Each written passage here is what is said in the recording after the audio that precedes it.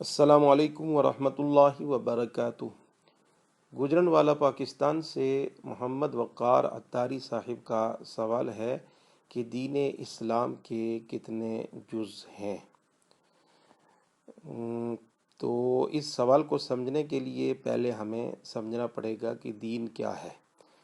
تو میں شیخ محقق شیخ عبدالحق محدث دہلوی رحمۃ اللہ تعالیٰ علیہ نے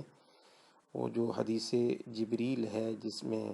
حضرت جبریل علیہ السلام سرکار کی بارگاہ میں آئے اور انہوں نے دین ایمان اور اسلام کے بارے میں سوال کیے اور سرکار نے جواب دیے، اس کی تشریح اور شرح کرتے ہوئے آپ فرماتے ہیں کہ ایمان جو ہے یہ باطنی اعمال کا نام ہے، یعنی دل سے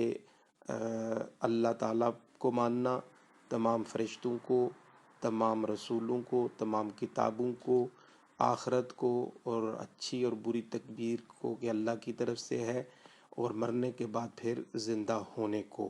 دل سے تسلیم کرنے کا نام جو ہے یہ ایمان ہے۔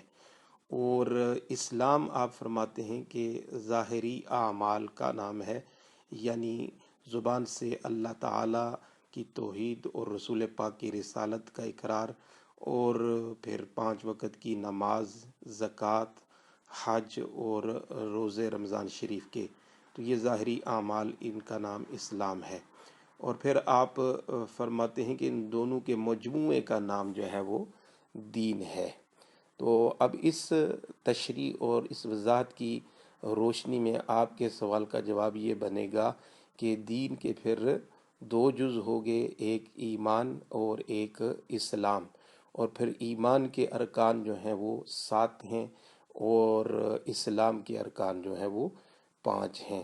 آپ کے سوال سے جو میں سمجھ پایا ہوں وہ آپ کے سامنے میں نے بیان کر دیا، آگے اللہ اور اس کا رسول بہتر جانتے ہیں۔